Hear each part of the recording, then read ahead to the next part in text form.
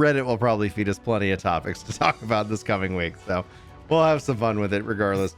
All right, let's dive into part 2, guys. If you're here as a part of the highlight, be sure to like, favorite, subscribe, and share. This is Brad and Chris for Work to Game. And if you're listening in the MP3 audio, thank you so much for being here. Be sure to like and rate the podcast. But let's go ahead and dive into part 2, battle adjustments. You can check out part 1 over on Work to Game, and also part 3. This is going to be recorded as we're filming. This is one whole podcast in a row. But so the only awkward sentence that I've said here is for those who have been with us this whole time listening to it live, reintroducing the show middle way through. Chris, why don't you break it down for us? Battle adjustments, part 2, Live Letter 66. So we're going to start with Raid Finder. So for people that Raid Finder and Savage, all of you that play on JP, Party Finders will be dealt one of each healer, a barrier and a direct. And if this makes it longer, you're welcome to use the Party Finder system, like NA and EU do.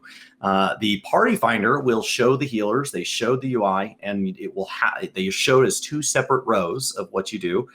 Players will now also have the option to align with players who have or have not gotten their weekly rewards. I think that'll be really nice, especially because they're changing the way the reward system works a little. And the search results will no longer include the results for like those 1 per job, that whole mess. So they're just trying to like clean up the way you use Party Finder and make it a little easier. I think the UI looked a lot cleaner. UI across the board. It shocked me how much UI updates we got from this. The level of UI updates looked like those kind of late expansion UI updates we get. We're like, oh, this is nice. They have some free time. So the fact that they did that like at the expansion, very, very cool. So no longer including party members you cannot join due to the 1 per job requirement. They'll just clean that up so you're not scrolling for days. Man, you get the people selling Runsaw for real money out of there. Party Finder is going to be a pretty place to be. Duty reward adjustments. The trials, we have too many weapon types now, guys. So now, in addition to a random weapon, we're going to have some coffers, some weapon coffers drop in addition to, and in the 4th turn in high-end raids, up to 3.x. So our Heaven's Word, but the fact that they phrase it like this means it'll probably be a sliding thing as we move into future expansions. We'll now drop a weapon coffer in addition to the weapon reward, and up to 4.x are now going to do gear as the coffers in the same way Eden Savage does. So that'll just clean all of that up because we got too many jobs now, and people are going to want to level more jobs. So they're just cleaning up the way loot works. I think that was something we saw them make a consistent change with the way the extremes worked a little while back and just say, you know what? It is weird that the system changes depending on what you're running. Let's find what works and let's make it across the board. And then this is where we found out that the conditions enhancements can now be isolated on your HUD, meaning on your HUD, if you want to, you can isolate your buffs, your debuffs, your status effects, and now your conditionals, those lovely, lovely procs. And then ground targeting. I assume that as a controller player, the ground targeting, this has to be a game changer for you. I'm going to have to go and play, obviously, from a controller perspective, with it to go hands-on, because what I've done is just macro the ground targeting skills, because that was just always the easiest aspect. So just place it on target. Just place it on target, because that's where it wants to go. Or I always did it to where if I didn't have a target, then it would operate with the ground targeting, so that I had that option if I wanted to individually place it somewhere. I wasn't going to be like fully reliant. Yeah, I guess like exactly. So if I wanted to set it somewhere, but at the end of the day, I'm happy with it. I don't think Doton needed a macro. I think it always just it always placed it at your feet. Oh, okay. Because of how ninjutsu worked. But regardless, like they showed obviously it off a little bit. You can't place a thing outside the range. So when they showed ninja teleporting with this aspect and turned on, huge benefit. Doton's always feet. What's up? Doton's always feet. Chat knows. Chat knows. Cool. Chris, the master ninja. He's like, nope, that is not who I am. So I'm excited and thrilled for that change. I can't wait to see how it feels in the long run. But all good things. The more than anything, the change that stands out to me the most, the highest one, is splitting off the conditional need-based actions. It's acting as a light or a weak in power aura. That's what people are relating to it from World of Warcraft. So I can take that UI element, I can make it bigger, I can put it somewhere that it's like, okay, yes, I'm in a conditional phase. I need to make sure that I fire that off, especially for things that aren't 100% proc. They aren't combo based. They're, it turns out you actually proc that arrow. Let's go ahead and make sure that I fire that off and communicate that to myself. So the way this ground thing works for you keyboard and mouse players is basically you'll press the button once, and then you'll drag your mouse off in the direction you want it to be at max range or whatever. If you want it out there, it will stop at that point. You're gonna have to enable this setting, and then you press the button again, and that will confirm. So there's our ground attacks. That'll be really clean. Now from here, healers, you need to know when there's an action to do, and right now you have to choose. You either have all the health bars on all the time, even when they're full, or the health bars are there when they're less than full, but then when somebody dies, you don't necessarily notice. And so in areas, especially like relic areas, we might leave people on the ground accidentally because we don't see them. Now, an incapacitated player, their health bar will show just like a person that's taken damage to let the healer know, hey, you have something you can do to help this situation. And so you no longer have to have the full on there. That's going to make a big difference for healers. And then we're also going to make sure that for healers doing that resing, that when you are casting something that targets either an enemy, which are letters, or an ally, which are numbers, it's going to say what you're targeting. So you see here in this screenshot, there is a healer casting a raise on the person in the position 2 in the party, the paladin there. And so that tells anybody else, hey, if you're casting raise and you see a 2, there's 2 2s going out. So stop it. The question was, well, what about like instant cast? What about swift cast? Well, it's instant. Like we can't go that fast. But if there is a cast bar going off, this should help you avoid like wasting a whole cast where you're both taking the time to hard cast raise to raise the same person, as opposed to one of you cutting off your cast and switching to somebody else. Right. And that for me as a healer, outside of the swift cast aspect, because swift cast is instant, they can't do it there. But the fact that it's like, oh, I'm raising 2. Okay, I know I need to raise 3, because I run into that a lot, especially when a lot of raises have to go out. And then you factor in like a red mage, and it's, oh, they got them person, like the red mage could focus on somebody who I'm not almost done raising, so it's not wasting that time. It's gonna be right, because they'll beat you to it. Every time they'll beat me to it every time. This is a big change for me also, especially when like you think of Boja, big zones, lots of players. Things could be like, oh no, I didn't know they were dead.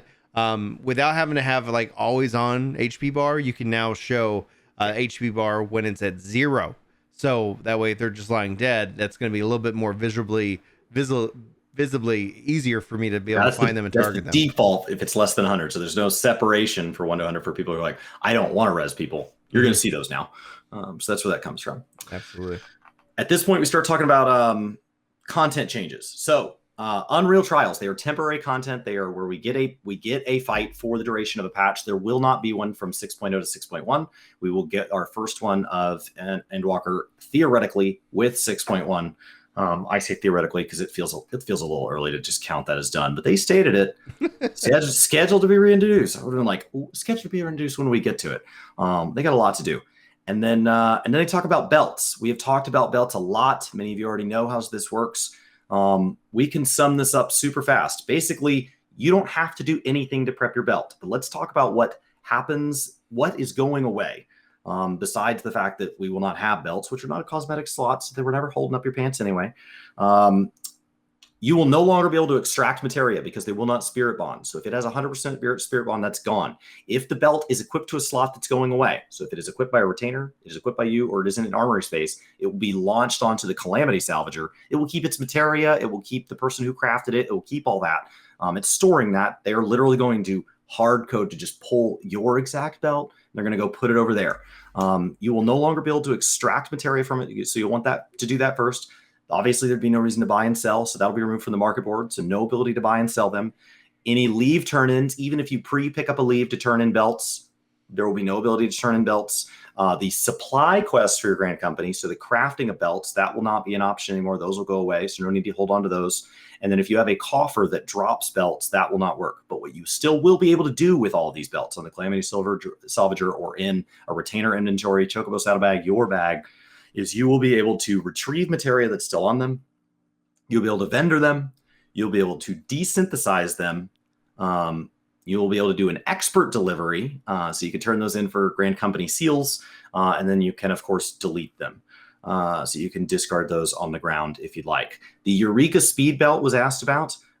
They will be replacing that with a ring. So you will have that speed available. And that'll be an exchange that you do there. Now is another category that we've talked a lot about. Downscaling of values. The difference in your gear attributes from level 50 to 80 is going to be reduced. The overall HP and damage values will be reduced. The potency of meals, medicine, and materia will also be reduced accordingly. Adjustments to maintain the balance with consideration for downscaling of various systems is going to be taking place. So they show it off. Like your paladin, you said it's like 190. Like it's got a lot of life. Paladins around level 90 here, showing around 47, maybe 50,000 life overall. A lot of damage numbers being reduced. This is just happening across the board. And so I like, for me, like this feels like okay. And people are asking why are they doing this? It's to help with the packets.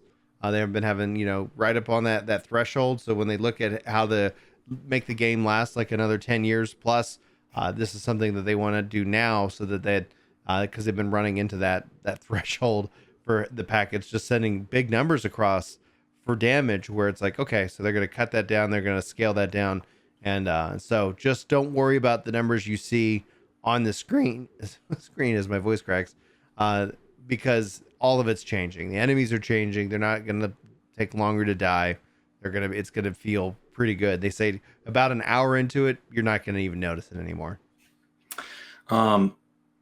We did see it drop from 5th. The biggest damage I saw get done on any of the flying text was 25,000, to put that in perspective, that I saw. I wasn't watching every single number. If you are an undersized, they do have an enhanced echo now to kind of make up for this, but they said some of the lower level stuff, right? If something has 10 health and you're going to cut it in half down to 5, you have to, and it was like you might have to choose. And so sometimes something might feel like it has a touch more health. And so they're trying to buff that up. But their goal is that consistency. Their goal is to get that where it's supposed to be. We'll just have to see exactly how it feels. I've lived through several squishes in WoW. It works out fine. It's going to be fine. But you are going to see yourself go down to roughly that 5th of where you are. XP is also getting scaled down, and it's also going to be just something they're not tracking as often. So in dungeons and stuff, trash will no longer drop experience. And instead, that amount of experience will all have been moved to the boss. And so we're dealing with less experience per bar anyway. So no need for these like 36 million experience. And then we can just track smaller numbers. It's fine. And trash will no longer be something that we kind of need to farm up, just get to the boss. As soon as you get into especially Stormblood and Shadowbringers, there really aren't pools that you're skipping versus not skipping. So it should work out to exactly the same time. The dungeons I think are going to feel most different are like when somebody pulls something you didn't need to in Castrum or Praetorium, where there is this hard difference between somebody who's on their first time, doesn't even know where to go, and people who have really optimized this, like, we don't need the trash. The boss is going to give me the experience regardless. So Castrum and Praetorium, I think, somehow lost in all this, but they're already in a rough spot. They've said that they want to address them. We'll see if they ever do. And now if you don't stay for the boss, you're not going to get anything. So just note that. This is the next one. That was part two. That was part two. How do you feel about UI, battle system changes, a lot of quality of life on the front end? A lot of quality life. I love that we're getting, again, those procced abilities, like having those kind of show up and I can split that out is massive. The aspect of the stat squish and whatnot, like all of this is like, okay, we're good. Like it's been explained. I don't think it's going to be anything to be worried about. So I'm most of the people I talk to are worried about it. They're like, yeah, okay, everything gets slashed. Like the same kind of concept when we went from 1.0 to 2.0. They said, hey, we're going to just take off a digit from all the guild that everybody has going into ARR. I think that was the right move. So it's like, yep, keep the economy roughly in scale. And so at the end of the day, like I was surprised by some of these changes. I'm very excited to see some of these changes, and I didn't get anything bad out of this section.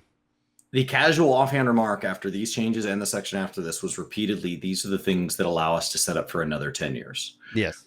So alongside things like the Oceanic data center visit, all the server infrastructure, these are the things where they're setting up for the long haul here. So for to be paired with something that's being called a finale, I think this is a constant reminder that things like this, if this really was the end, why would you spend a bunch of time on this? Just push through. Now, before we jump to the next section, Casual Nerd Jason's writing, with XP changes, did they mention whether leveling to 1 to 80 is going to be any easier or quicker? And I could say they didn't mention it, but honestly, if you're worried, this is the time to level, because if it gets easier, it gets easier. But if it ends up being because I would say from 70 to 80 through the dungeons, that experience is pretty daggum ridiculous. So ultimately, like, I could see it maybe being slightly more challenging, taking a little bit more time with all the adjustments. It's a risk. It's gonna, but they didn't say like one way or the other, like, oh, it's clearly easier or nope. So In theory, it could just be scaled, right? In yeah. theory, if something took 1,000 experience and everything granted 100 experience, it took 10 kills. And now it takes 100 experience, everything grants 10. In theory, it all works out the same math. You're just tracking smaller numbers. A lot of these things like leveling roulettes and frontline roulettes at the low levels where the rounding is going to be really goofy, they're already leveling you 2, 3, 4 times. So they're already broken. So it's going to be hard to notice the difference. We don't really have that many speed levelers in the game. And for new players, MSQ is already just a broken level of experience. So for new players, it's all the same. And that's the group I would most worry about. So we'll just have to see. But it's a good point. I don't know.